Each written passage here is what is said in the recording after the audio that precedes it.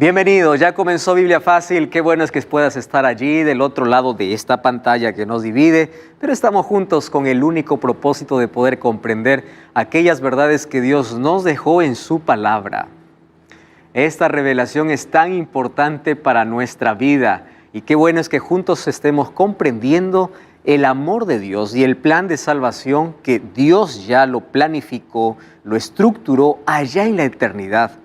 A través del santuario, que es la temática de esta temporada, estamos comprendiendo paso a paso, detalle a detalle, cómo en el itinerario de Dios se cumplieron todas las cosas que Él nos reveló mediante su palabra.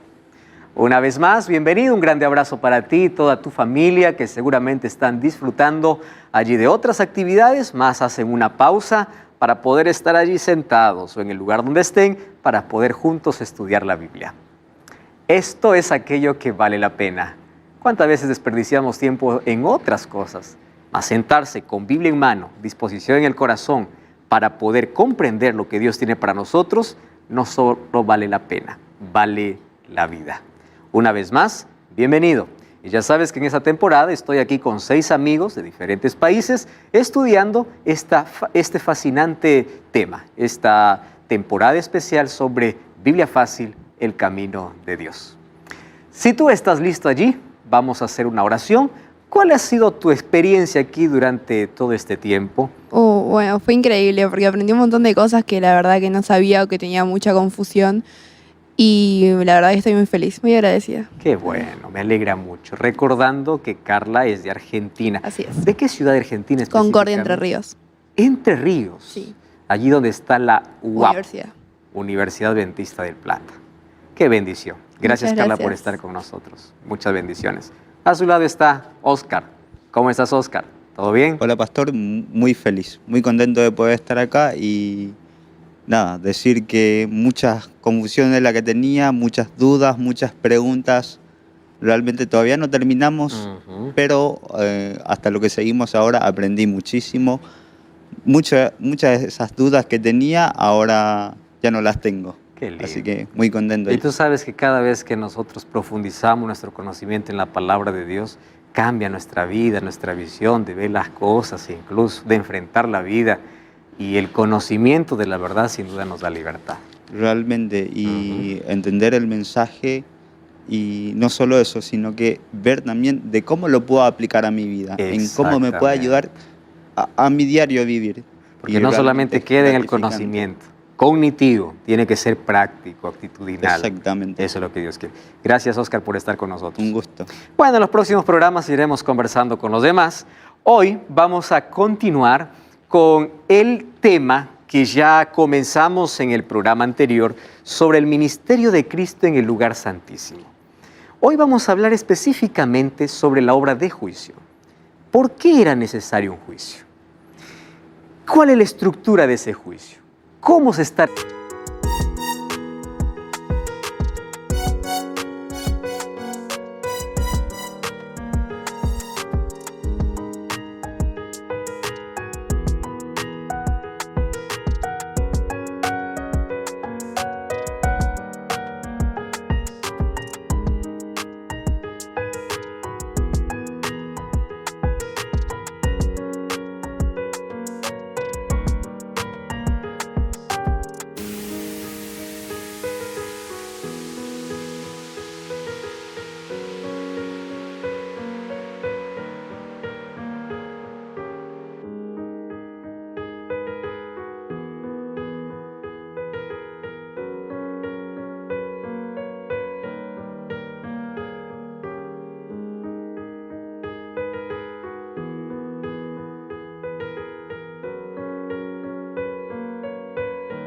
realizando ese juicio?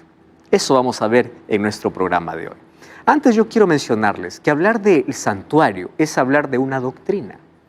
¿Qué cosa es una doctrina? Según el diccionario es un concepto de principios que tienen una base sólida. Pero una doctrina bíblica es esencial. Para mí una doctrina bíblica es un conjunto de versículos que sustentan una verdad. Por eso es que cada doctrina que nosotros conocemos debe estar sustentado no en un texto, sino en un todo de la Biblia. Porque la Biblia no se contradice, solamente hay que saber leerla dentro de su contexto. Hay gente que saca doctrina de una parábola, de un texto, sin leer todo el contexto.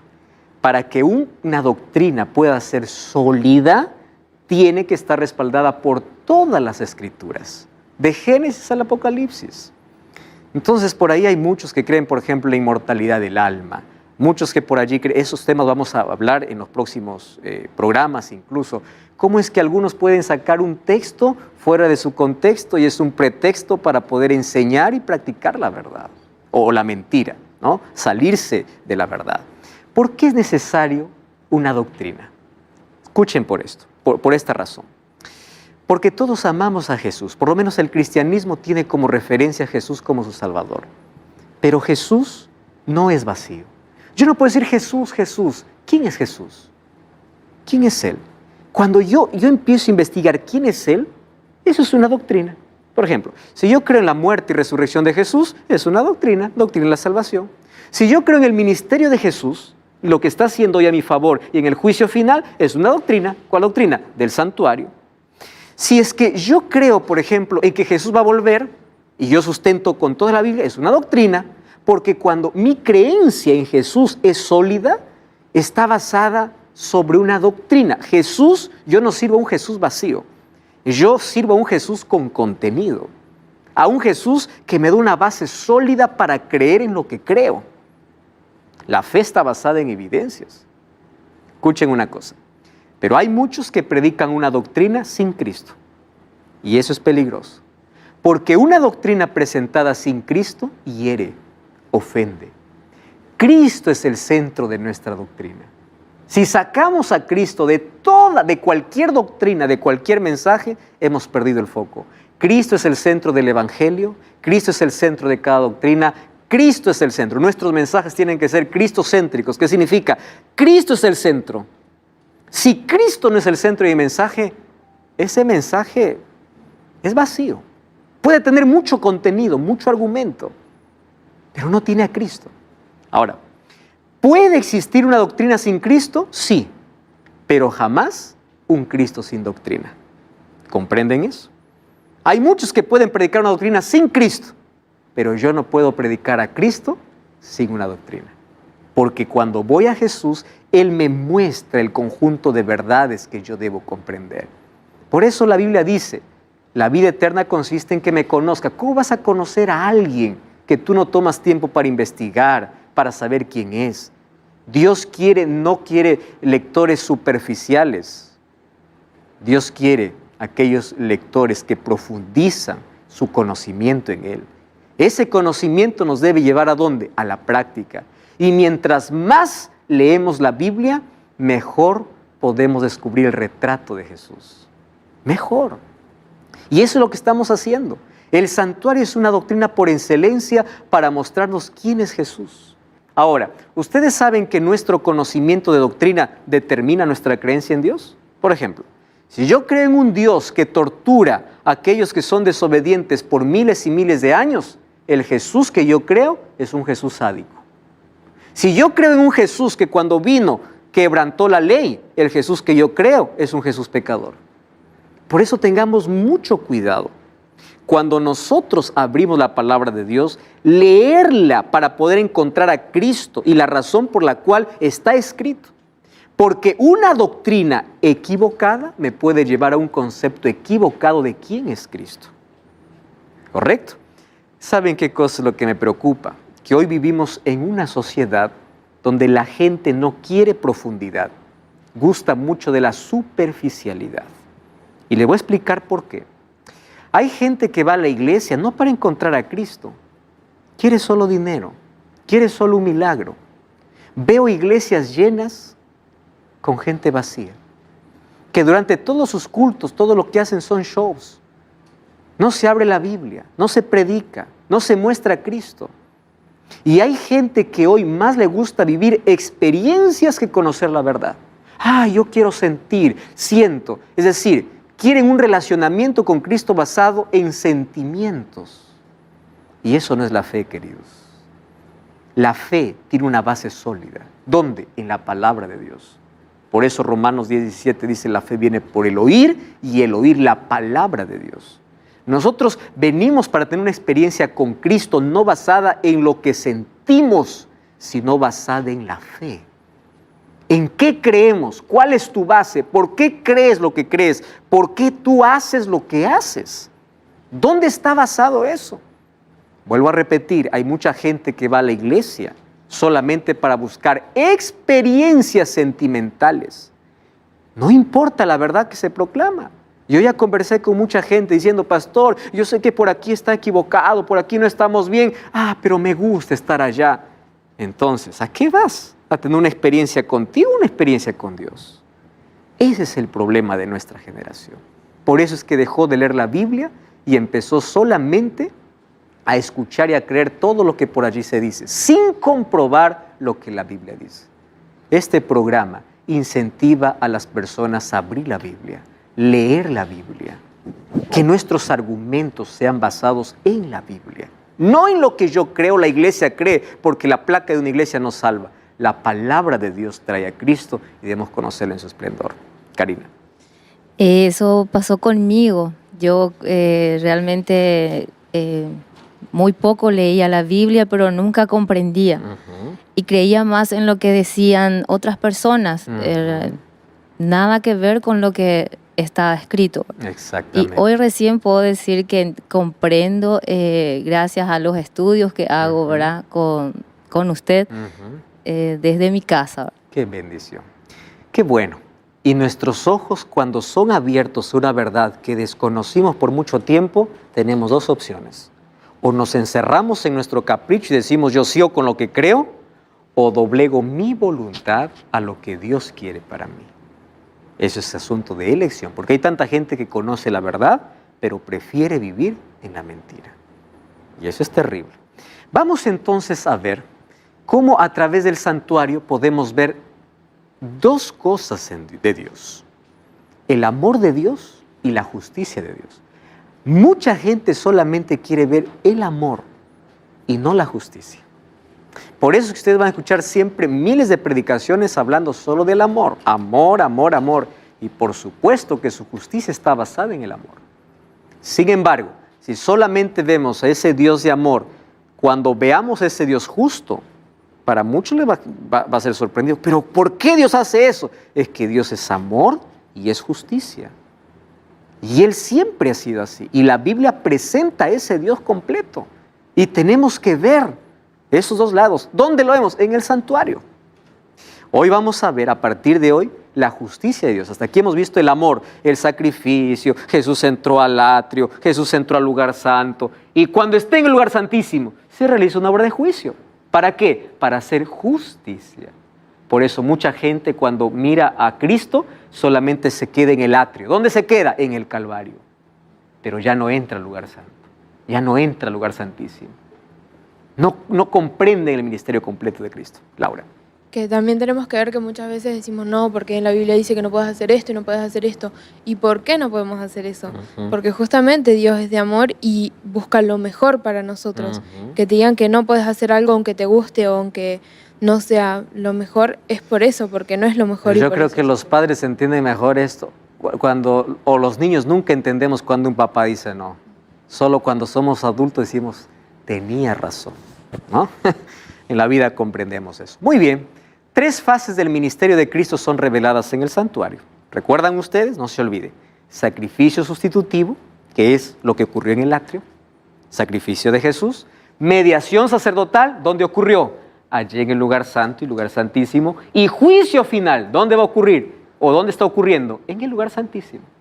Entonces, el santuario nos ayuda a ver completo el ministerio de Cristo, la obra de salvación, su amor y su justicia, que las dos van siempre de la mano. Entonces, amigos, voy a hacer un breve resumen de lo que en el programa anterior ya vinimos hablando. Daniel 8:14 es la matemática divina, ¿no? Y es el plan que Dios mostró para el profeta Daniel en el siglo VI antes de Cristo, que en el cielo el santuario tenía que ser purificado así como se purificaba aquí en la tierra, solo que en el cielo la purificación es diferente. En la tierra era necesaria siempre la muerte de un macho cabrío. Dice Hebreos 9:23 que Cristo cuando entró al santuario no más va a necesitar de más sacrificios porque su sacrificio es único. Y Hebreos 9:23 dice que es necesario también que en el cielo las cosas celestiales sean purificadas, no porque el cielo está contaminado por pecado. ¿Qué cosa contaminaba el santuario? Los registros.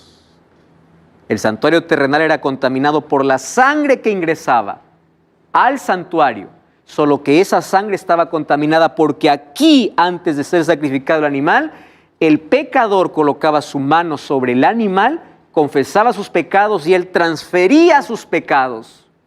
Por eso era necesaria la limpieza.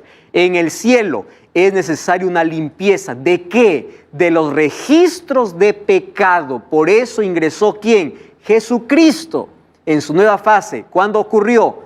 1844. ¿De dónde tenemos la seguridad que entró allí en esa nueva fase Jesucristo? Daniel 8:14. Hasta 2300 tardes y mañanas el santuario será purificado. ¿Qué santuario? ¿Terrenal? Ya no, porque el santuario terrenal fue destruido en el año 70. Está hablando del santuario celestial.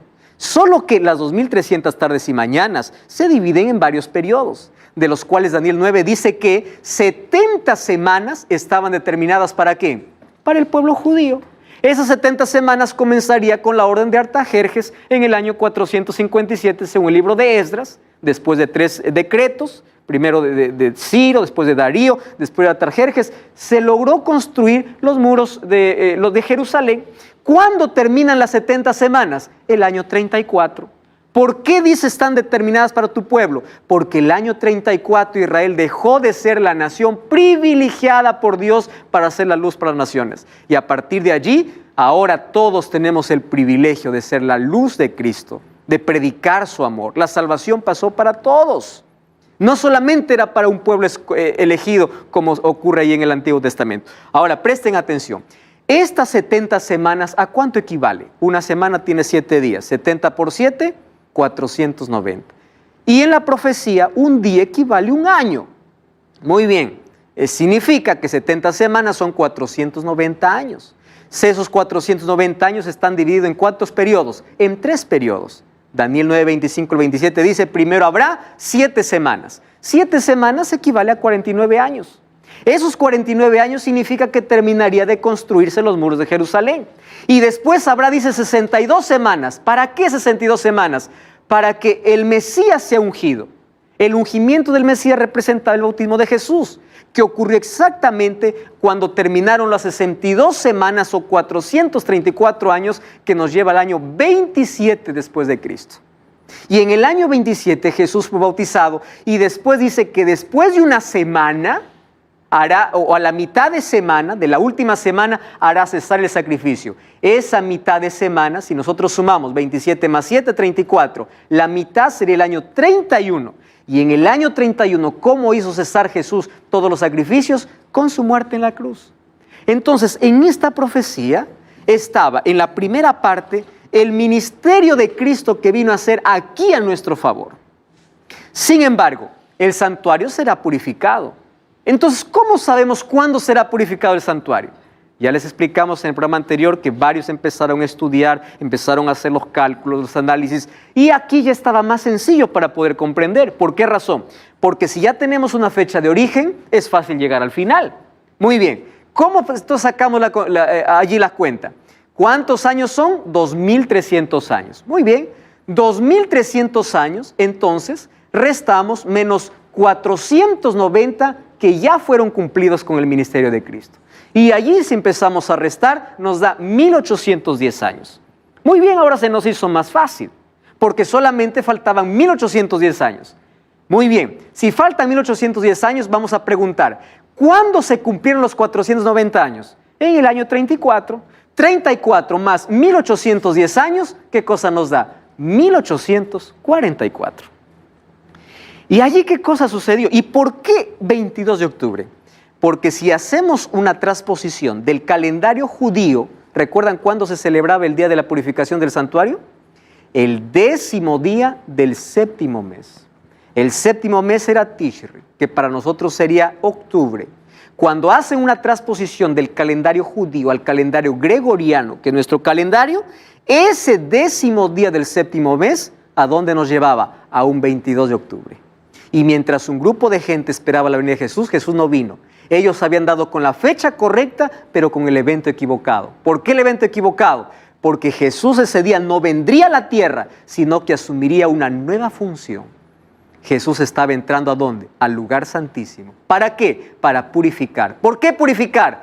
Para eliminar los registros de pecado de aquellos creyentes, de aquellos hijos de Dios. ¿Cuándo terminará esa obra de juicio? Vamos a ver en la próxima lección. Pero hoy vamos a analizar por qué se hace ese juicio. Entonces, Jesús actuó como sacerdote del año 31 hasta el año 1844, por 1813 años. De 1844 en adelante hay por lo menos 175 años que estamos viviendo en ese periodo de juicio. Ahora, presten atención aquí. ¿Por qué es necesario que Jesús allí sea nuestro intercesor y sea nuestro juez? Mientras Jesús esté en el lugar santísimo, hay gracia. Porque hay un abogado, hay alguien que intercede por nosotros, hay alguien que nos transforma. El Espíritu Santo trabaja para llevarnos a Cristo, Cristo nos transforma. Y aquí me encanta una expresión. En el tribunal humano, quien confiesa, su pena es reducida. Pero en el tribunal divino, quien confiesa y deja su pecado, alcanza misericordia. Eso es lo bonito de la intercesión de Cristo en el santuario celestial. Ahora, veamos algunos detalles. Nosotros ya vimos que Jesús entró en el santuario celestial justo cuando aquí, en la tierra, se estaba celebrando la fiesta del Pentecostés. ¿Recuerdan ustedes eso? Vimos allí ya en un programa anterior. ¿Por qué Jesús entró al santuario? Para ser nuestro intercesor. ¿Y por qué entró al lugar santísimo? Para hacer una limpieza de los registros de los pecados de los fieles hijos de Dios. La pregunta es, ¿por qué de los fieles hijos de Dios? Porque los otros pagarán su pecado con su propia vida en la destrucción final. ¿Correcto? Ahora, fíjense una cosa. Ese juicio se divide en 3 fases. Hablar de juicio en la Biblia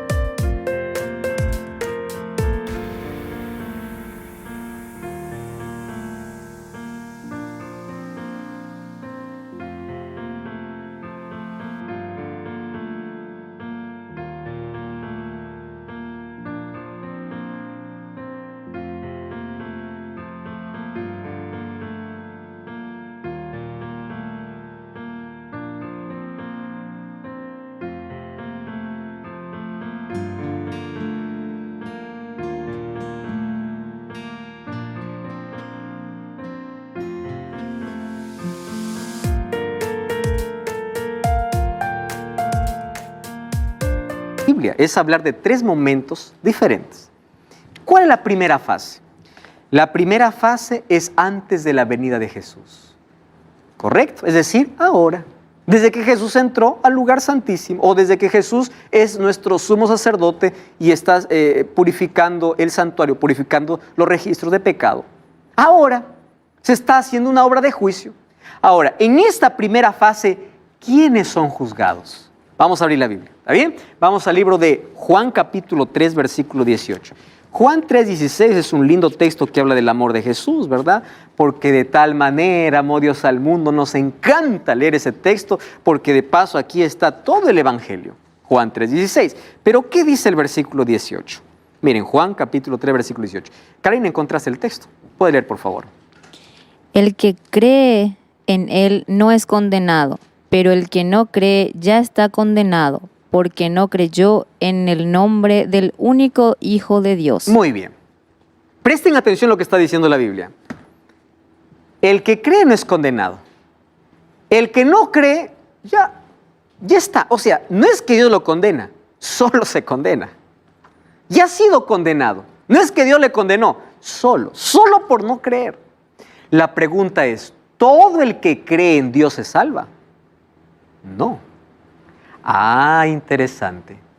En esta primera fase de juicio entran todos aquellos que dicen creer en Dios. Aquel que no cree, no entra. ¿Por qué? Porque él ya eligió su camino.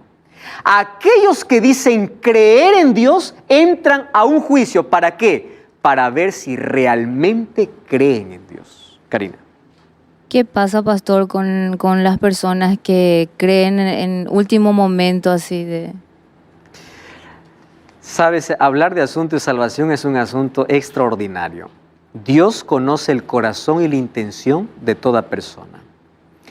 Si hay personas que en el último momento de su vida se arrepintieron de todo corazón y se aferraron a Cristo, puede repetirse la situación del ladrón en la cruz, que en su último minuto dijo, acuérdate de mí, y Dios le prometió, tú estarás conmigo. Entonces, hay salvación para todos. La salvación consiste en creer de todo corazón.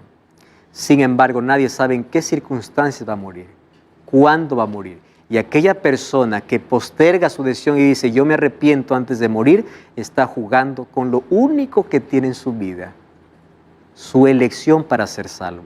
Nadie sabe. Yo conversé con varias personas que estuvieron al filo de la muerte y dice, lo único que te acuerdas allí no es de nada. Tu mente solamente se va. Algunos me dicen, tu mente está en blanco. Otro dice, lo único que te acuerdas es lo más bonito que viste en tu vida o de tu familia. Pocos dicen, me acuerdo de Dios. Uno se acuerda de Dios en un momento de desesperación, pero cuando todavía tiene otras situaciones. Más cuando estás al borde, muy pocos tienen todavía esa oportunidad para poder confesar y arrepentirse de todo corazón. Por eso en la Biblia, cuando se habla de salvación, dice, hoy es el día, no existe el mañana. ¿Por qué no existe el mañana? Porque el mañana es incierto para el ser humano. Hoy es el día de salvación. Ahora, miren, dice que el que no cree ya ha sido condenado. ¿Quiénes son juzgados? Los que creen. Todo aquel que dice que cree es juzgado. Muy bien. Primera de Pedro 4:17 dice que es necesario que el juicio... Vamos a leer ese texto porque es interesante. Primera de Pedro, capítulo 4, versículo 17. Vamos al Nuevo Testamento, está casi en los últimos libros de la Biblia. Voy a leer el texto. Dice así, es tiempo de que el juicio comience por la casa de Dios. ¿Quién fue a la casa de Dios? Los creyentes. Y si primero comienza por nosotros, ¿cuál será el fin de aquellos que no obedecen el Evangelio? ¿Por dónde comienza el juicio? Por aquellos que dicen ser creyentes. No cambies el canal. Ahora vamos a analizar más detalles sobre cómo se realiza este juicio. Ya regresamos. Esto es Biblia Fácil. Estamos de regreso, esto es Biblia Fácil y ya sabes que en cada programa estamos ofreciendo este maravilloso material. En mis manos yo tengo un DVD, Santuario, el Camino de Dios.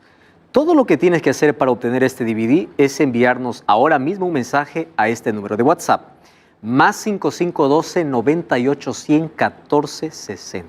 Escríbenos ahora mismo, es totalmente gratis y llegará hasta tus manos para que tú puedas seguir profundizando tu conocimiento sobre el santuario a la luz de la palabra de Dios. Estamos hablando de cómo inició ese juicio en el cielo y quiénes entran en esta primera fase. Dijimos que el juicio tiene 3 fases. ¿Cómo se llaman esas 3 fases? La primera fase se llama el juicio de investigación o preadvenimiento. ¿Por qué preadvenimiento? Porque es antes de la venida de Jesús. ¿Por qué antes de la venida de Jesús? Porque en este juicio se determina quién se salva y quién se pierde. La segunda fase de juicio se llama juicio comprobatorio. ¿Para qué sirve este juicio? Para comprobar por qué están perdidos los perdidos. ¿Quiénes harán ese juicio? Lo veremos después. Y la tercera fase se llama juicio ejecutivo, donde será la paga para aquellos desobedientes, aquellos que no fueron salvos. No porque Dios no les quiso salvar, sino porque ellos rechazaron siempre su gracia. Entonces, en esta primera fase se decide todo aquel que dice ser creyente, si realmente es creyente. Entonces yo no puedo decir, creo en Dios, sí, creo en Dios, ya estoy salvo, amén. Pero un momento, vas a pasar por un juicio. ¿Y qué cosa es necesario ver en ese juicio? ¿Cuáles son tus obras? Si realmente es creer en Dios, tú caminas con Él, tú observas su palabra, tú tienes comunión con Dios. El juicio determina, Dios no lo determina en base a lo que Él quiere, en base a lo que nosotros hacemos. Es decir, Jesús aplica su sacrificio a nuestro favor cuando lo aceptamos. ¿Recuerdan ustedes que le dije que había en el proceso del cristiano por lo menos 3 momentos? Justificación, Dios me justifica, pero también me santifica. ¿Qué significa me santifica? Me transforma y después me glorifica. Ahora, Jesús habló sobre el juicio. Juan 11:21 dice, ay de ti Corazín, ay de ti Betsaida. Miren lo que dice Jesús.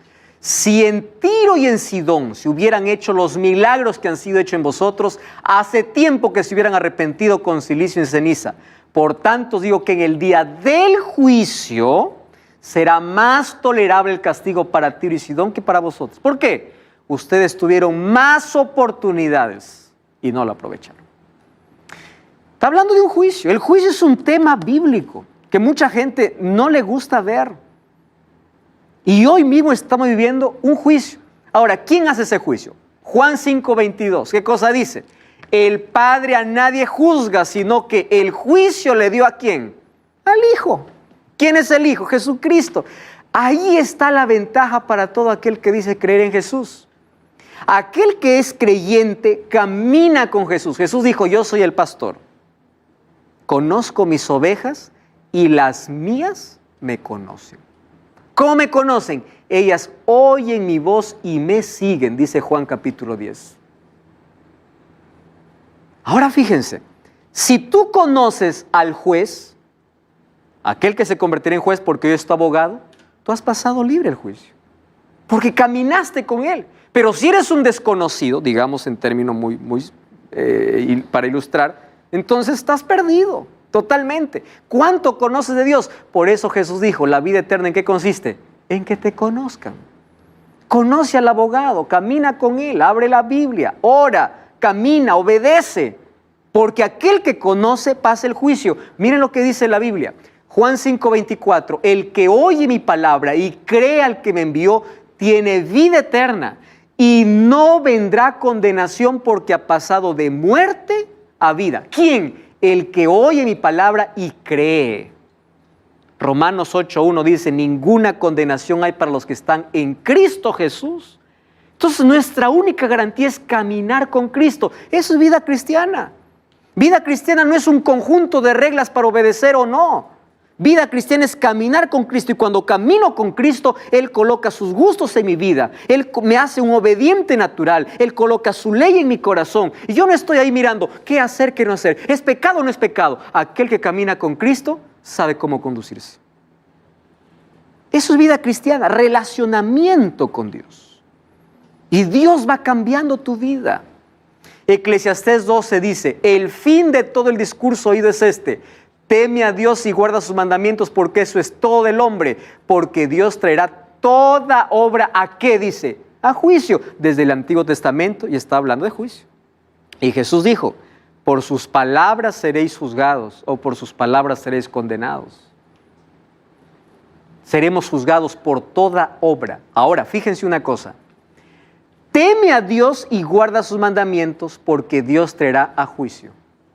¿Por qué dice guardar los mandamientos y temer a Dios? Présteme atención a lo que voy a decir ahora. Todos somos salvos por gracia de Dios. ¿Está claro ese asunto? Nadie se salva por hacer. Somos salvos por la gracia de Dios. Nuestros méritos no alcanzan para llegar al cielo. Pero todos somos juzgados por obras. Es el concepto equilibrado del cristianismo. Salvos por gracia, juzgados por obras. Mateo 25 dice, los que están a su izquierda le dirá, tuve hambre, no me hice de comer, tuve sed, no me hice de beber. Señor, ¿cuándo? Lo hiciste a uno de mis pequeños. No les dijo, aceptaron o no aceptaron. ¿Por qué? Porque sus obras evidencian si son o no son. No basta decir, creo.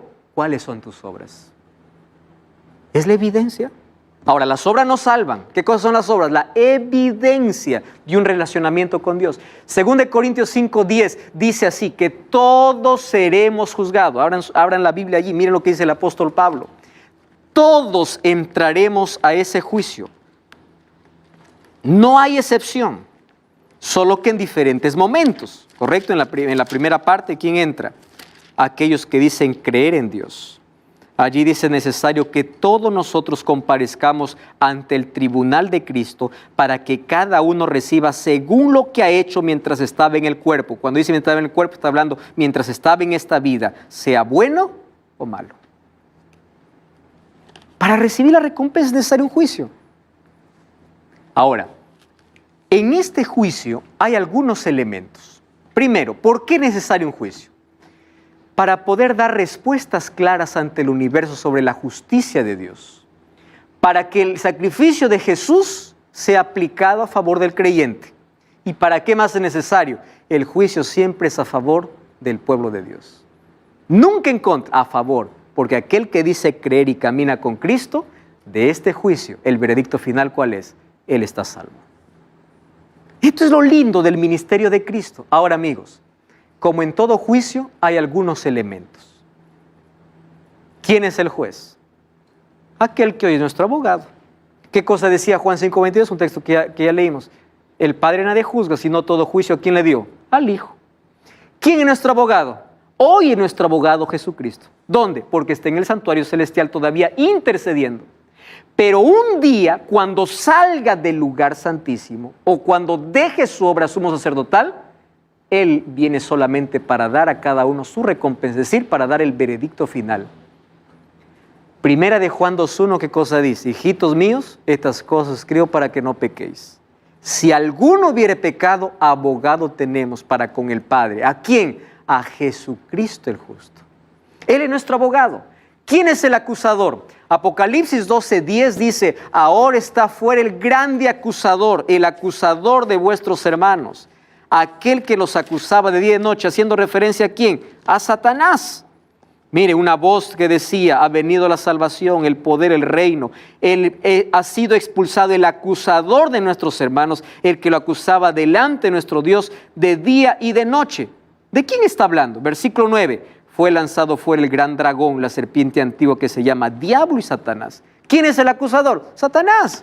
Satanás coloca la trampa. Cuando te hundes o caes en ella, te acusa. Eso no nos pasa en la vida. Caes en la tentación y después viene la acusación. Tú ya no vales, no sirves, eres miserable, ya estás lejos de Dios, húndete en la vida.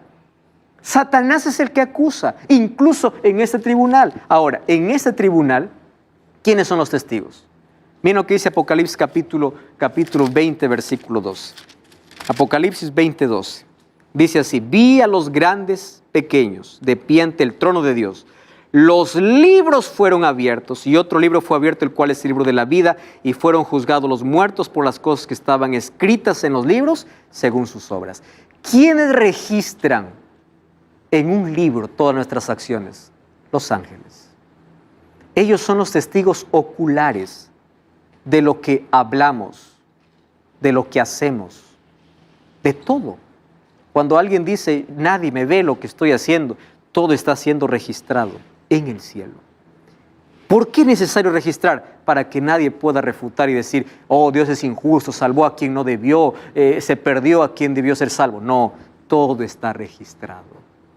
Por eso es que en el cielo, después, en el milenio, se hará otro juicio para poder ver por qué se salvó y por qué se perdió. O por qué se perdió el que está perdido. Primero Karina, después Roque. Vamos, Karina. Pastor, una vez que sale del lugar santísimo, una vez que, o sea, si no se arrepintió, ya no vale la pena, ¿verdad? Ya no. Una vez que sale ya... Ya no hay arrepentimiento después que Jesús sale de interceder por nosotros. Eso vamos a ver en la próxima lección cuando veamos el momento que Jesús sale. Roque. Sí, tengo una duda. Cuando Jesús está antes de 1844, Él es el intercesor. El intercesor. Cuando comienza el juicio, ¿Él es abogado o es juez? No, Él es abogado, porque hoy está intercediendo a nuestro favor. Solo que la sentencia es dictada ¿cuándo? El momento que una persona muere o el momento que Jesús sale de ese lugar. Por ejemplo, cuando una persona muere, su destino está decidido, su sentencia está hecha. Pero las personas que continúan vivas hasta el regreso de Jesús, ¿qué acontecerá con ellas? Su sentencia es ¿en qué momento dada? Cuando Jesús sale de ese lugar, porque ya no hay más salvación ni arrepentimiento para nadie, porque Cristo dejó de interceder. Por eso Jesús dice, yo vengo con mi galardón, con la paga. Es decir, la sentencia ya fue dada. ¿Correcto? Por eso es que Jesús hoy es nuestro abogado y se convierte en juez. ¿En qué momento? Cuando ya morimos, nuestro destino está definido. Ya es nuestro juez. Ya está decidido. Nadie nos salva de muertos, como lo dije después, porque la salvación es una elección en vida.